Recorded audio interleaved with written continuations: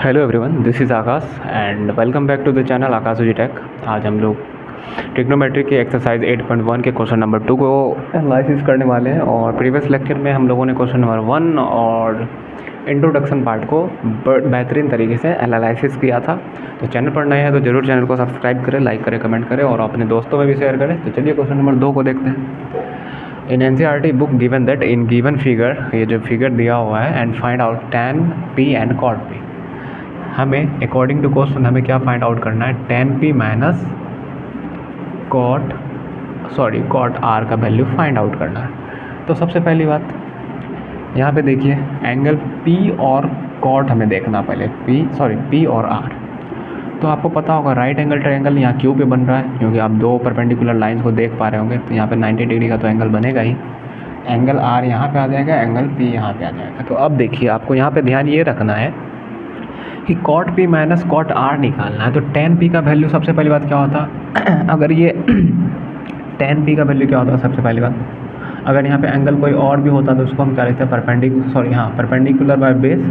और cot के लिए हम क्या लिखते हैं, बेस बाय परपेंडिकुलर। ठीक है, चाहे एंगल यहाँ पे कुछ भी रहे उसके लिए परपेंडिकुलर बाय बेस, और cot के लिए बेस बाय परपेंडिकुलर ही होगा। ठीक है, तो सबसे पहली बात हमें बेस और परपेंडिकुलर और बेस में फाइंड आउट करना पड़ेगा। अगर हम एंगल r की बात करें तो r के लिए जो एडजेसेंट साइड होगा, ये वाला एडजेसेंट साइड r के लिए, तो बेस यहाँ पे r के लिए ये हो जाएगा और परपेंडिकुलर हो जाएगा ये वाला।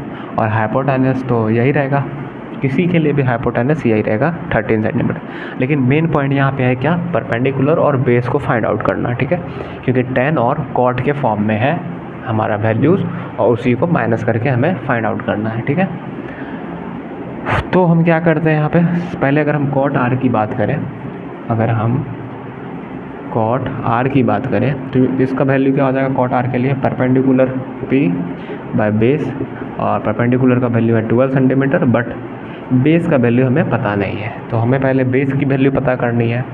तो आपको पता होगा, अगर आप यहाँ पे देखेंगे इस राइट एंगल ट्रायंगल में, आप बोलेंगे यूजिंग, आप लिखेंगे अपने क्वेश्चन मतलब सॉल्यूशन में, जब एग्ज़ाम में आप लिख रहे होंगे तो लिखेंगे आप यूजिंग पाइथागोरस थ्योरम। देखिए, यूजिंग पाइथागोरस, मे बी मेरा स्पेलिंग थोड़ा मिसमैच हो रहा हो, आप थोड़ा देख लेंगे तो ज़्यादा सही रहेगा। यूजिंग पाइथागोरस थ्योरम हम क्या करेंगे, ये हाइपोटेनस है तो हाइपोटेनस का स्क्वायर क्या हो जाएगा, परपेंडिकुलर का स्क्वायर प्लस बेस का स्क्वायर। यहाँ पे मैं थोड़ा शॉर्टकट कर देता हूँ, आप लोग थोड़ा कैलकुलेट कर लेंगे तो ज़्यादा सही रहेगा।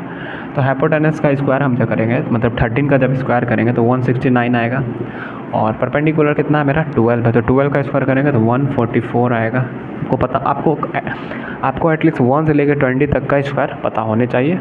ठीक है, तो 12 परपेंडिकुलर कितना है 12 का स्क्वायर करेंगे 144 प्लस बी स्क्वायर।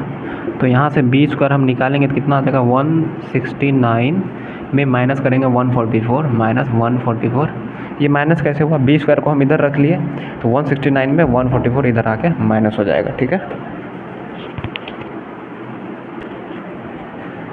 तो यहाँ पे हम क्या करेंगे, बी स्क्वायर हमें फाइंड आउट करना है, मतलब value of B find out करना। तो बी को हम इधर ही रहने देंगे, तो 169 में 144 इधर आके माइनस हो जाएगा। तो यहाँ कितना बचेगा, 169 में आप 144 करेंगे तो आई मीन यहाँ पे कितना होना चाहिए, 52 या 2 बचेगा, और इधर ये तो 0 ही हो जाएगा, मतलब यहाँ पे 25 बचेगा। और जब बी स्क्वायर का वैल्यू 25 बचेगा तो बी का वैल्यू क्या हो जाएगा, अंडर रूट ऑफ, यहाँ पे प्लस माइनस आ जाएगा 25, और ये प्लस माइनस 5 आ जाएगा। और आपको पता है बी भी क्या है, एक लेंथ है, तो लेंथ नेगेटिव नहीं हो सकता है, तो बी का वैल्यू हमारा प्लस में 25 सेंटीमीटर आ जाएगा। तो बी का वैल्यू कितना आ जाएगा, 25 सेंटीमीटर। और आपको यहाँ पे cot r का वैल्यू कितना आ जाएगा, परपेंडिकुलर और बेस, परपेंडिकुलर 12 पहले से दिया हुआ, और बेस अभी हम लोगों ने फाइंड आउट किया था तो 25। तो 12/25 cot r का वैल्यू आएगा। सिमिलरली अगर हम tan p का वैल्यू फाइंड आउट करना चाहें तो tan p क्या हो जाएगा, परपेंडिकुलर बाय बेस। अरे यार सॉरी, यहाँ पे मैंने एक चीज़ गलत कर दिया, आप लोगों को भी ध्यान रखना चाहिए। cot r है ना, cot r होता है पर बेस बाय परपेंडिकुलर होता है, यहाँ पे मैंने एक मिस्टेक कर दिया। तो बेस ऊपर आ जाएगा और परपेंडिकुलर नीचे आ जाएगा। तो बेस का वैल्यू हमें यहाँ पे पता नहीं था, बट परपेंडिकुलर का वैल्यू हमें पता था, वो 12 सेंटीमीटर दिया हुआ है। तो हम लोगों ने बेस का वैल्यू फाइंड आउट किया, तो बेस आ जाएगा ऊपर 25 और परपेंडिकुलर नीचे, तो 25/12 आ गया कॉट आर। अब tan p का वैल्यू हमको फाइंड आउट करना है अगर, तो परपेंडिकुलर बाय बेस होता है, क्योंकि कॉट और tan एक दूसरे के अपोजिट होते हैं। तो cot b by base by perpendicular है, तो tan क्या हो जाएगा, परपेंडिकुलर बाय बेस हो जाएगा, तो परपेंडिकुलर बाय बेस। अब हमें परपेंडिकुलर देखिए, अब हमें एंगल P के लिए देखना है ना, क्योंकि यहाँ पे आपको ध्यान रखना, हमेशा ध्यान रखना हम किस एंगल के लिए ट्रिग्नोमेट्रिक रेशियो फाइंड आउट करना चाह रहे हैं। एंगल के अकॉर्डिंग आपका साइड्स भी चेंज होते रहेंगे, ठीक है, तो ये आपको ज़्यादा ध्यान रखना है। तो tan P हमको निकालना है, तो tan P के लिए अब देखिए एंगल ये वाला आ गया, तो एंगल ये वाला आ गया, तो इससे सटा वाला साइड ये हो गया, तो इस बार बेस हमारा ये हो जाएगा, इस बार ये हमारा बेस हो जाएगा, मतलब बेस का वैल्यू इस बार 12 सेंटीमीटर हो जाएगा। आप दूसरा एक ट्रायंगल बना लेंगे, तो उसमें आप इसको बेस ले लेंगे और इसको परपेंडिकुलर, क्योंकि अब देखिए एंगल P ले रहे हैं, तो उसके लिए एडजेसेंट साइड ये हो गया, तो मतलब बेस ये हो गया, और इस एंगल के जस्ट अपोजिट वाला साइड ये वाला अब हो जाएगा मेरा परपेंडिकुलर, और परपेंडिकुलर का वैल्यू आ जाएगा 25, ठीक है। ऑलरेडी हम लोगों ने इस साइड का वैल्यू निकाल लिया है, बट इस बार इसका वैल्यू जो 25 हमने निकाला था, लेकिन ये इस बार हमारा परपेंडिकुलर का वैल्यू होगा, और 13 सेंटीमीटर तो हमारा हाइपोटेनस है ही, वो तो चेंज होगा नहीं। तो परपेंडिकुलर का इस बार वैल्यू कितना हो जाएगा, 25 आ जाएगा, जो हम लोगों ने इसके लिए निकाला था कॉट के लिए, और बेस का वैल्यू इस बार हो जाएगा 12। तो 25/12 हमारा tan P आ गया, और कॉट आर हो गया 25/12। मतलब आप देख पा रहे होंगे ये वैल्यू और ये वैल्यू सेम ही आ रहा है दोनों का। तो और हमें फाइंड आउट क्या करना था, tan P minus cot R, यही निकालना था ना, tan P minus cot R. तो tan P का वैल्यू कितना था, 25/12 माइनस कॉट आर का वैल्यू कितना निकाले हम लोग ने, 25/12। अब आप ही लोग बता दीजिए, इतने ज्ञानी लोग हैं आप लोग, इसका वैल्यू कितना होना चाहिए।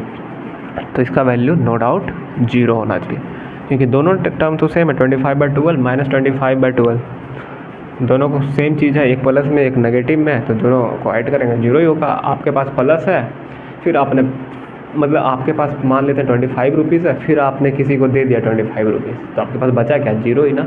तो वही चीज़ है, आपके पास मान लेते 25/12 रुपीज़ है, आपने किसी को 25/12 रुपीज़ दे दिया, तो आपके पास बचा कितना, दे दिया मतलब नेगेटिव, दे दिया मतलब अब बचा कितना, 0। बस कुछ नहीं था इस क्वेश्चन। आई होप आप लोगों को आज का लेक्चर समझ में आया होगा, और चैनल पर नए हैं तो ज़रूर चैनल को सब्सक्राइब करें, लाइक करें, कमेंट करें, अपने दोस्तों में शेयर करें, और मिलते हैं नेक्स्ट वीडियो में। तब तक के लिए हंसते रहिए, मुस्कुराते रहिए और स्वस्थ रहिए। Take care, bye bye.